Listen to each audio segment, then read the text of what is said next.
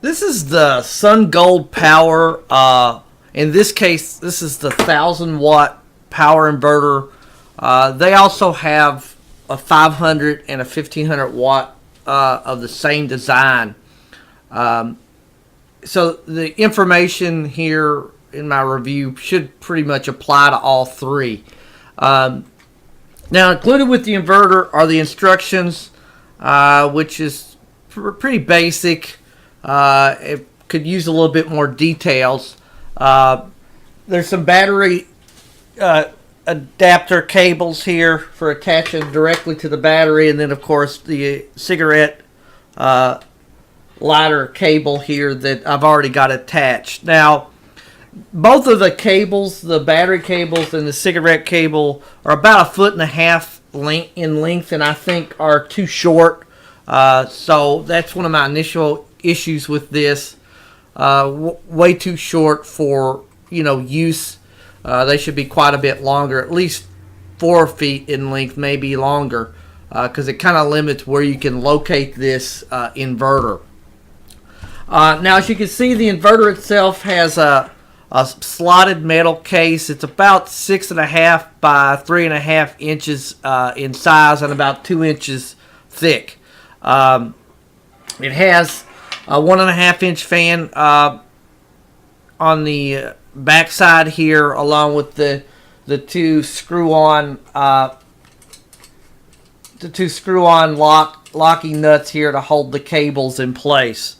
Now, one thing with this is, although this does say this is a 1,000 watt inverter, this is most likely a 500 watt continuous watt inverter, or maybe even less, with a 1,000 watt peak capability. Because I have an inverter from a different brand that I've had for several years that is a 400 watt continuous, 800 watt peak, and it's not much. This one's not much larger or heavier than that inverter, which kind of leads me to that conclusion. And that's an issue I have with this company, is that they really need to be specific in their wattage capabilities of their inverters, because if this is a 1,000 watt continuous, it needs to be labeled as such, and if it's not, it needs to be labeled what its continuous and peak wattage is, and it doesn't specify that in either the instructions or the description page on Amazon. Now, even though this is a 500 watt, what I believe is a 500 watt continuous inverter, 1,000 watt peak, this does have enough power to handle laptops and small LED televisions and things like that for trips on the road. There's a good chart online that if you Google online that shows the size of the inverter you need for most devices.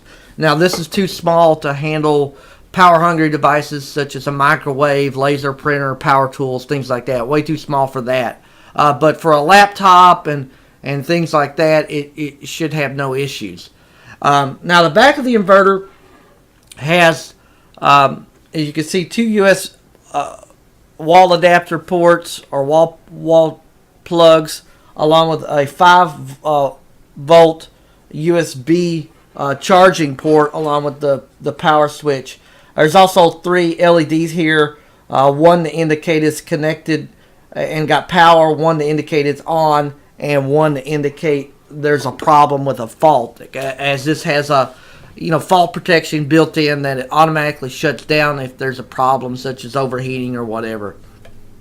Now, and I'm going to demonstrate here in a second, but in my vehicle, but I had no issues with this charging my Toshiba laptop or powering my Toshiba laptop and being able to use it with this on.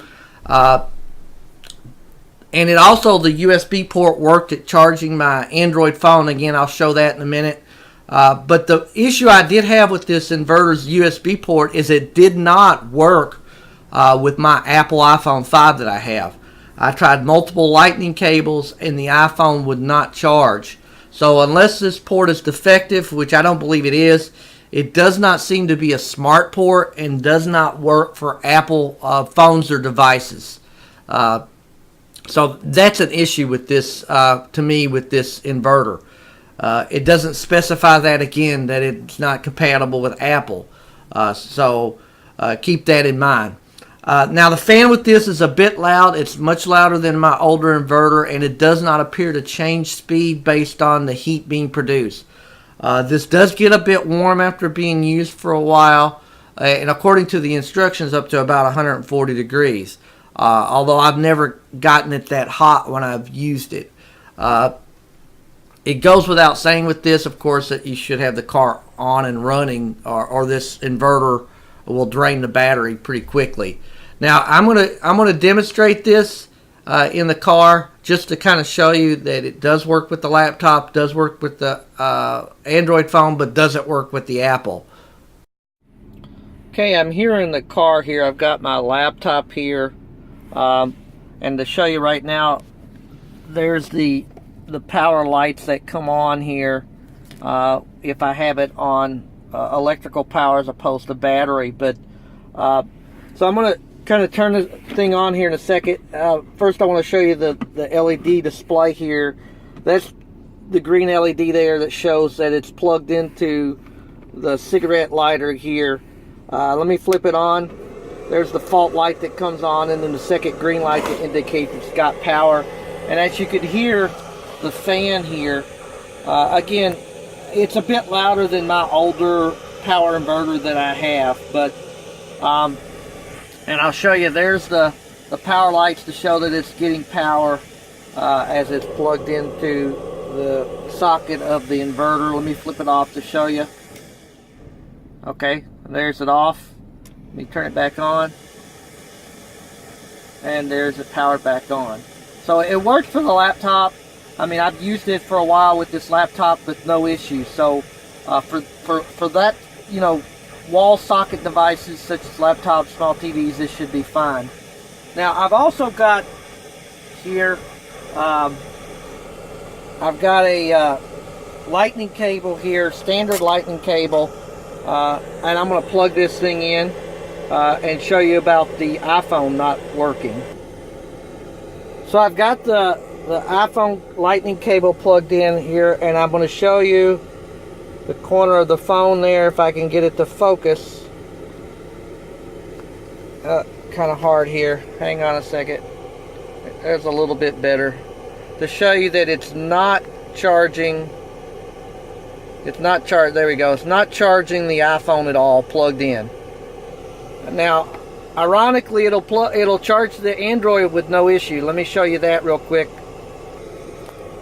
Now I have this is an Android cable that has a little LED that lights up just to show you it's getting power. Since I'm filming with the Android phone, it's a little hard for me to show it's charging. I'll just take a picture of that and add it to the review. But you know, again, like I said, this inverter does work for, you know, certain wall socket plug-in type of devices, laptops, small TVs. Worked for the Android phone with no issues, but for whatever reason this does not appear to be a smart port for Apple phones, and because of that, you know, it doesn't work for all devices. I have to rate this 3 stars.